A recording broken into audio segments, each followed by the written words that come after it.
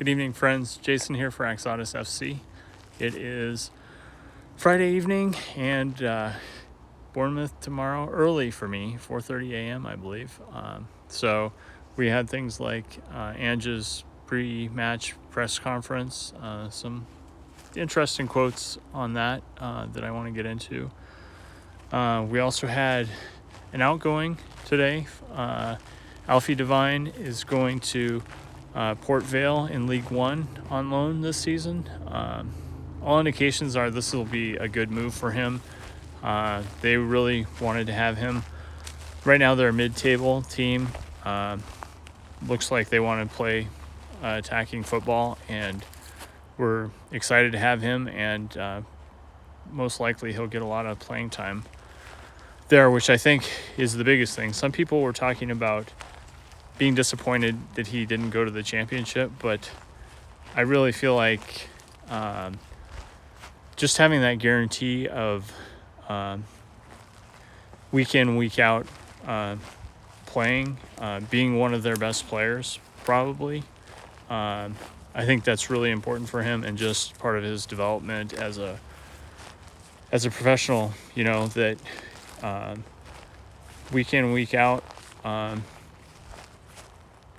finding a way to perform and be successful even when you're not at your best, etc. I think that'll serve him well. We definitely saw, with Dane Scarlett last season,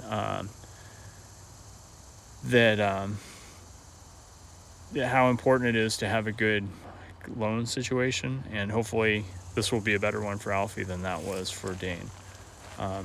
Still no word on whether Mr. Scarlett will be sticking around or going out on loan himself. But I think probably that depends on who we end up signing in the next several days before the window closes. If we aren't able to get our targets for a price that we want, then maybe Ange will hang on to him at least through January. I don't think that would be the end of the world. And I think we've seen some good things. It's just unfortunate that on his loan last season, it really fizzled out once the coach was fired. So, on an interesting note, Sonny actually has got to be licking his chops going into the Bournemouth game. He's been on fire against the Cherries in basically his career playing against them. But in the last 6 games that he's played them, he's had 7 goal involvements. In his career, he's had 6 goals and 2 assists against them. So always a side that he's done very well. So that would be awesome for him to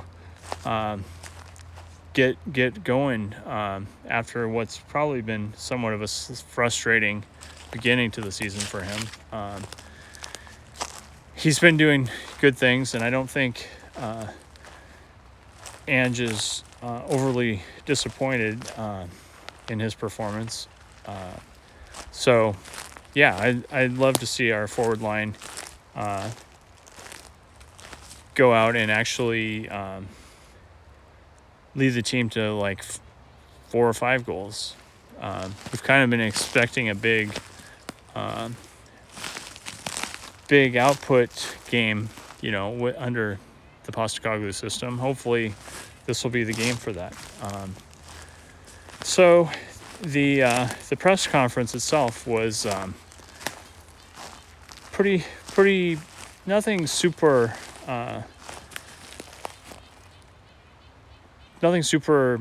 revealing, I guess I would say, although we did learn Madison practiced yesterday or today, I should say, and is probably, depending on how he feels tomorrow, he should be ready to go, if that's the way Ange wants to go. On an interesting note, someone asked him about potential replacements, and obviously Gio Lo Celso is the obvious creative type player that we kind of guessed would go into that role, and would kind of be my guess going into tomorrow. might be that starter, just because we haven't seen him yet. And Ange sounded pretty pleased with overall with how he's been doing in practice, etc. But the interesting thing was he actually listed off not just Gio for that spot, but he started with Højbjerg actually, and basically in his response he was like Pierre, Gio, or Skippy, could fill that third midfield spot with Sar and Basuma, and didn't immediately just say, yeah, no, Gio is the only answer. Clearly he feels like there are multiple options there, and that was interesting to hear. And I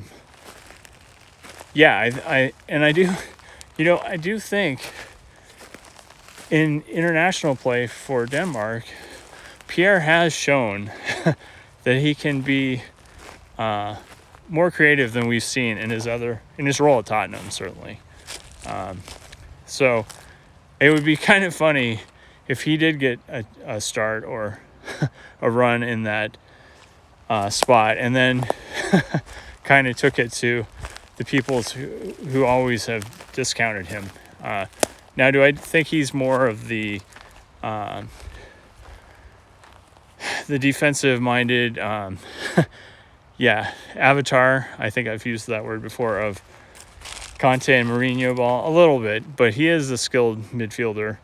And we really shouldn't let him go just to move on a player if Atleti can't come close to our asking price. I think there are other players to drop from the list than Pierre if nothing comes through on the transfer market for him. So it'll be interesting to see tomorrow who does end up start. I kind of feel like Maddison seems likely if he can play, but at the same time, if he is slightly injured, I would like to see some of our depth put to use, just in the interest of keeping him healthy for more of the season, because we know he has a history of at least some injuries throughout the season every year. We've definitely been kind of spoiled in terms of guys like Højbjerg and Kane that have been like Ironman players and pretty solid performers, and that's really pretty unusual. And I think we forget that sometimes. But at the same time, I do feel like Højbjerg did play too much by the end, and actually probably Harry Kane too. So it's a fine line. It's managing that workload over the course of the season, and I think it is in the best interest of the team to certainly share the load a little more than we have in the last few years. Okay, what else did they ask Ange that was of interest? He also met Ozzy Ardiles the other day, and he actually was quite excited. He definitely was a fan of him, as a player for the Argentinian national team, and also aware of him at Tottenham. And he relayed the joke that he had someone tell him about who was the first Aussie to win the FA Cup, and of course the Australian answer that he thought of was Craig Johnson, who played for Liverpool apparently back at a time, I'm not sure of the time frame actually, but at some point similarly in the past. And anyway, the joke was, of course, that no, it was Ozzy Ardiles. So kind of funny for him to relay that joke. And and I saw the photos of that, and he was generally quite happy to meet Ozzy. And I need to watch the 30 for 30 episode that was specifically on Ozzy Ardiles and Ricky Villa, and just about their time at Tottenham, and also with the Falkland Islands conflict. And yeah, I haven't watched that one yet, and I've definitely tried to hit most of the or I definitely want to hit all of the 30 for 30 soccer related documentaries that I've missed. So that's going to be on the top of my list in the near future. What else? So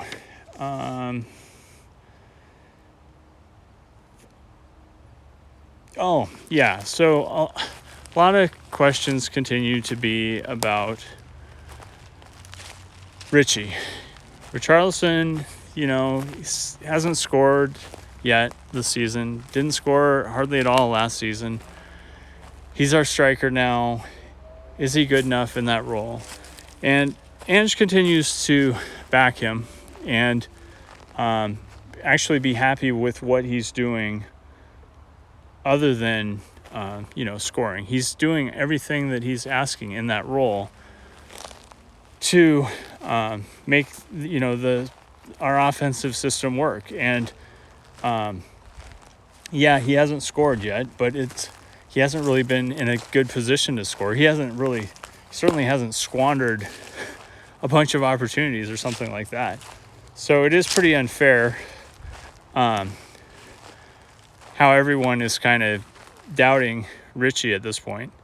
And anyway, he made the, besides backing him repeatedly in the press conference, he made the point that it's only been 2 games so far. Yeah, if it's been 20 and he hasn't scored, yes, that is a problem. But it's early in the season. He's doing what he's asked. Our front line is getting things figured out, and so credit to Ange. I think he's doing exactly what he needs to do, backing Richie the way he needs to be backed. And it's not like Harry Kane did not have a history of having bad Augusts during his career. So it's funny what people remember or latch on to or find fault with, I guess. Do I think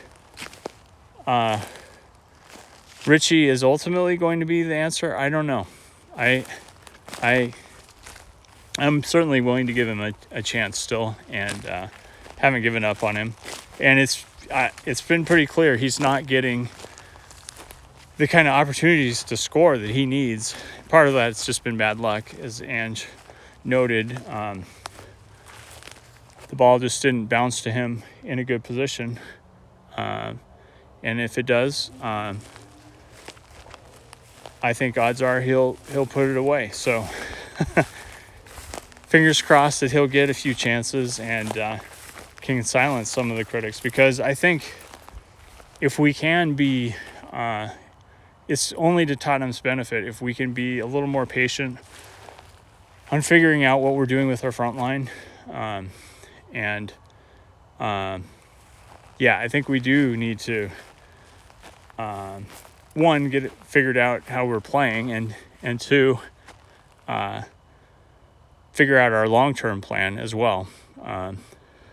Sonny, I hope he can play a couple more years, but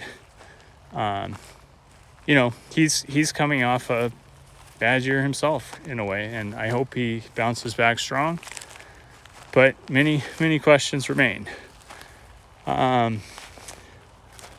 So I think I've covered all the important stuff today. Let me just check my notes here.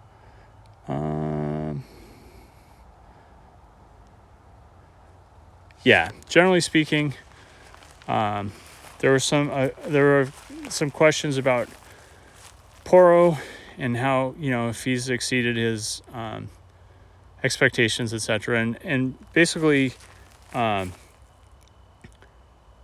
Ange was pretty quick to just talk about how all of our fullbacks are being asked to do new things, and he's happy with the way they're buying in. He definitely feels like Porro has good attributes. I think, in terms of mobility, he said, and I think that's, that's such a key. I think we're finding with Ange's system is just overall team speed. We need more of it, or players that have it are definitely an asset within it. And so anyway, he was generally positive about the whole group. I didn't want to really get too into the specifics of Pedro Porro. So I'm very curious to see what lineup he brings out. I definitely feel like I don't have a great feel for how he's going to substitute or roll out players yet. I think the midfield's getting pretty solid. If Madison hadn't tweaked, his ankle or foot or knee or whatever it is, it would be a lock for him to start again. But I'm looking forward to getting up bright and early for 4:15 so I can be ready to watch, and looking forward to reporting my reaction to hopefully what'll be a good game. So thanks again for tuning in. Please like and subscribe if you enjoy these. And remember, to dare is to do.